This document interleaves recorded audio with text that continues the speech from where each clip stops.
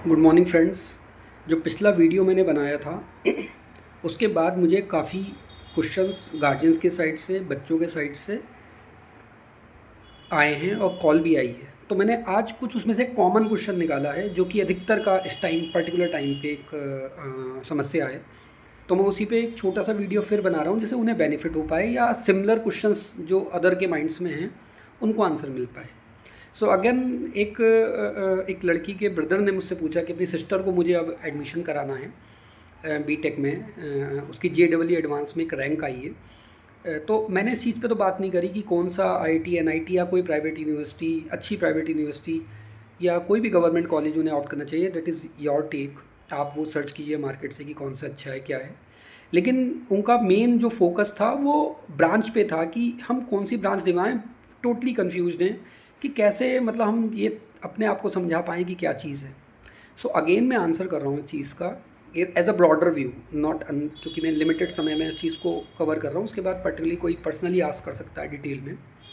As a broader view आप सोचिए, बच्चे को समझाइए, उसका सोचने का तरीका चेंज कीजिए कि वो पढ़ाई करने क्यों जा रही है। बेसिकली उसका जॉब का माइंडसेट है, उसका कोई एंटरप्रेन्योर बनने का माइंडसेट है, उसका कोई प्रॉब्लम सॉल्विंग है कि वो इस चीज़ को उस पढ़ाई के लिए मतलब उसका आउटकम क्या है, बेसिकली वो कहाँ उस पढ़ाई को यूज़ करना चाह रही है। सो अगेन मैं कई स्टूडेंट्स को कह रहा हूँ, थिंक लाइक अ लीडर। आप लीडर की तरह सोचो। हर ब्रांच का, हर एक स्ट्रीम का अपना एक पीक है। इंडिया को के उस सेक्टर को, उस स्किल सेट की रिक्वायरमेंट है कि हम वो चीज़ इंडिया के अंदर डेवलप कर पाएँ, मेक इन इंडिया उस चीज़ को क्रिएट कर पाएँ, या जो कंपनीज़ वो मेक इन इंडिया में जा रहे हैं, जो स्टार्टअप्स अब मेक इंडिया में जा रहे हैं, उनको वो टैलेंट पूल मिल पाए उस टाइप का कि वो माइंडसेट के साथ बच्चा उसके अंदर उतरे। पहले नॉलेज इकोनॉमी थी। अगर हम 2000 ध्यान से मतलब चीज़ को देखें, 2000 से लेकर 2010-12 तक, तो नॉलेज इकोनॉमी इंडिया के अंदर था कि नॉलेज ज़रूरत होती थी बच्चों को कि टीचर्स आ रहे हैं, पढ़ा रहे हैं, नोट्स बना रहे हैं उनको लेके। लेकिन अब इन चीज़ों का रोल बहुत बढ़ गया है, वो एक मेंटर के तौर पे हो गया है, क्योंकि अब नॉलेज इकोनॉमी नहीं है। नॉलेज हर जगह अवेलेबल है। आप चैट GPT से ले लो, गूगल से ले लो, नेट से ले लो, हर कोई बताने को तैयार है कि क्या नॉलेज ली जा सकती है। बट आज की डेट में है सोल्यूशन इकोनॉमी। हर चीज़ को एक सॉल्यूशंस चाहिए, और जितने चैलेंजेस हैं हर सेक्टर्स के, हर सेक्टर के एक चैलेंजेस पे अपना एक निश सॉल्यूशंस है, और निश सॉल्यूशंस में मार्केट में उस चीज़ की अब डिमांड है, और जो कि इंडस्ट्रीज़ भी ढूंढ रही हैं, सोसाइटीज़ भी ढूंढ रहे हैं, आप और लोग भी। हम इनडायरेक्टली और इनडायरेक्टली उस चीज़ का वेट कर रहे हैं, यार इस प्रॉब्लम का, इस चैलेंज का कोई सॉल्यूशन है। तो बच्चे को आप अभी ये समझाओ कि वो प्रॉब्लम थिंकर बने, प्रॉब्लम आइडेंटिफायर बने, प्रॉब्लम को कैसे उसे आइडेंटिफाई कर, वो तभी कर पाएगा जब वो सेक्टर्स की ब्रॉडर व्यू रखेगा। तो अभी इतनी जल्दी तो वो किसी चीज़ में सेगमेंटाइज, मतलब किसी चीज़ एक चीज़ पे फोकस तो नहीं हो पाएगा। तो बच्चे का जो भी सेल्फ इंटरेस्ट आपको दिख पा रहा है, 30-40%, 50%, आप रेंडमली आंख बंद करके वो ब्रांच ऑप्ट करवा दीजिए। ये मन से डर निकाल दीजिए कि उस ब्रांच को लेने के बाद, उस सेक्टर में जाने के बाद, उस फील्ड में जाने के बाद उसका करियर नहीं बनेगा। हर फील्ड का अपना पीक है, हर फील्ड की उतनी ही रिक्वायरमेंट है जो अदर फील्ड्स की रिक्वायरमेंट है, बट हम उस पर फोकस नहीं कर पाते।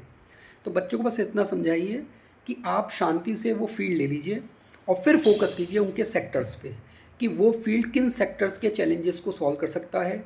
उस सेक्टर्स को वो समझना चालू करें, उनको बहुत डीपली पढ़े, मैगजीन्स पढ़े, आर्टिकल्स पढ़े, उनसे रिलेटेड इंडस्ट्रीज़ की वेबसाइट्स को देखें, उनकी मैगजीन्स को देखें, उनकी इन्फॉर्मेशन देखें, शेयर मार्केट में उनके साथ क्या चल रहा है, गवर्नमेंट की पॉलिसीज़ को समझें, उन सेक्टर्स के लिए उन कंपनीज़ पे गवर्नमेंट की पॉलिसीज़ कैसे कैसे आ रही है, इर्रेस्पेक्टिव ऑफ द जो वो डिग्री वो कर रही है। तो 50% टाइम शी और he can be allocate to the study जो वो पढ़ रही है, parallelly the 50% time of the rest of the things की पॉलिसीज़ क्या हैं, गवर्नमेंट उस फील्ड्स के बारे में से सोच रही हैं, इंडस्ट्रीज़ में क्या क्या चैलेंजेस वहाँ आ रहे हैं, उनके प्रॉफिट एंड लॉस की जो उनके अनाउंसमेंट्स हैं उसमें किस तरह से दिख रहे हैं, प्रोडक्ट डाइवर्सिफिकेशंस कैसे आ रहा है, जो नए नए स्टार्टअप्स अब उस डायरेक्शंस में, उस फील्ड में आ रहे हैं, तो वो क्या क्या इनोवेशंस उस फील्ड में अब आ पा रहे हैं।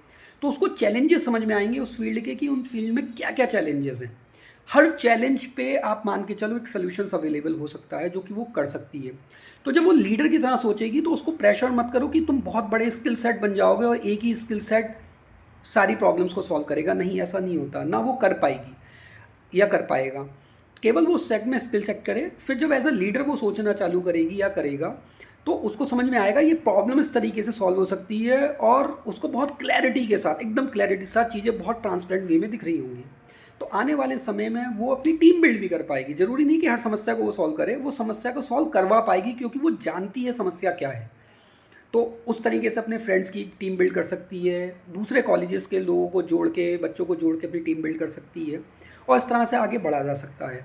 अगर उसे लगता है कि एट द टाइम कि वो चीज़ उसकी कन्वर्ट नहीं हो पा रही, मतलब कन्वर्टेबल नहीं हो पा रही उन पर्टिकुलर चीज़ में, लेकिन उसका स्किल सेट 360 डिग्री इस तरह से लॉन्च हो चुका होगा कि आने वाले टाइम में उसके मल्टीपल सेक्टर्स के लिए ओपन हो जाएंगे। जैसे बहुत सारे स्टार्टअप्स को को फाउंडर की नीड होती है, बहुत सारे स्टार्टअप को सीटीओ की नीड होती है, तो वो सारे स्किल सेट वो ड्यूरिंग 4 ईयर्स अपने नेचुरली ऑटोमेटिकली उसके डेवलप हो जाएंगे कि उसके लिए अपॉर्चुनिटीज़ के रास्ते उसे पता भी नहीं होगा कि उसने कितने रास्ते उसके लिए ओपन कर दिए हैं।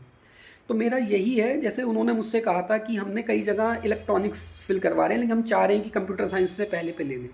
तो मैंने उनको समझाया कि ठीक है, अगर इलेक्ट्रॉनिक्स वो चाह रही है लो, सेमीकंडक्टर में 2 फेस में सेकंड फेस गवर्नमेंट ला चुकी है, गुड पॉलिसी लेके आ रही है, कई करोड़ का आउटले लेके आई है, कई फैब फाउंड्रीज़ को वो यहाँ इंडिया के अंदर डेवलप कर रही है, कई बड़ी बड़ी कंपनी इन चीज़ों में आ रही हैं, और मोस्ट ऑफ द कंपनीज अब इस पर यंग इनोवेटर्स स्टूडेंट्स चाह रहे हैं जिनके पास अच्छा स्किल सेट हो, वो उसमें कंट्रीब्यूट करें, क्योंकि उसमें चैलेंजेस बहुत ज़्यादा हैं, अपॉर्चुनिटीज़ बहुत ज़्यादा है। तो हर चैलेंज पे वो उस पर अपॉर्चुनिटी सोच सकती है, तो उसे लेने दो आराम से, बट उसको रिस्ट्रिक्ट मत करो कि यार कोई इलेक्ट्रॉनिक्स की पर्टिकुलर स्ट्रीम में वो अपने आप को वो करे, वो 50-60% उसको करे, स्किल सेट करे, अपने टूल्स को शार्प करे during the 4 years. But apart from that, electronics segments में या सेमीकंडक्टर डोमेन में जितनी बड़ी बड़ी इंडस्ट्रीज हैं, जो उनके सेक्टर्स हैं, कहाँ कहाँ उनके एप्लीकेशंस हैं, डिफेंस में क्या हो सकते हैं, इसरो में क्या हो सकते हैं, ऑटोमोबाइल सेक्टर्स में क्या हो सकते हैं, मैन्युफैक्चरिंग में क्या हो सकते हैं, वहाँ पे जो उनके एप्लीकेशंस हैं, जहाँ वो चैलेंजेस इंडस्ट्रीज फेस कर रही हैं, उसके किसी पर्टिकुलर सेक्टर को अंडरस्टैंड करना चालू करे,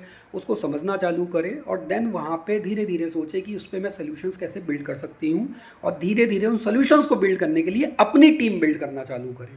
तो ये इररिस्पेक्टिव ऑफ द डिग्री वो 30-40% टाइम धीरे धीरे इधर पैरेलली एलोकेट करती रहती है।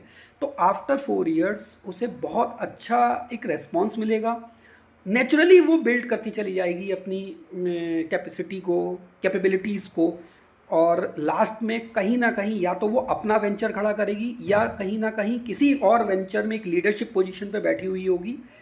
मतलब फाइनली उसको एक अच्छा पीक उस फील्ड का मिलेगा।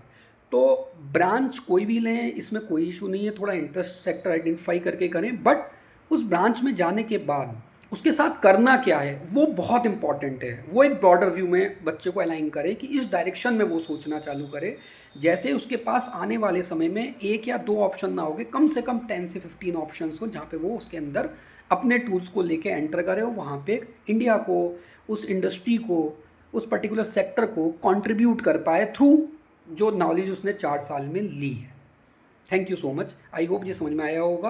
अब मैं धीरे धीरे यही वीडियो सोच रहा हूँ, जैसे जैसे मेरे पे क्वेश्चंस आते रहेंगे वैसे वैसे कॉमन क्वेश्चंस जो अदर के भी हो सकते हैं, उस तरह से मैं वीडियो जनरेट करना चालू करूँगा, जैसे आप सबको बेनिफिट हो। तो कमेंट सेक्शंस में आप अपने क्वेश्चंस भी पुट कर सकते हैं, ये वीडियो शेयर करके भी क्वेश्चन पुट करवा सकते हैं, जैसे मैं कुछ और वीडियो आने वाले समय जब भी मुझे टाइम मिले संडे या सैटरडे में, कि मैं इन चीज़ों को अपने व्यूज़ रख पाऊँ और बेनिफिट हो। और ये मेरे पर्सनल व्यूज़ हैं, अपने इंटरेस्ट के हिसाब से ही चलें, ये मेरा ऐसा सोचना है।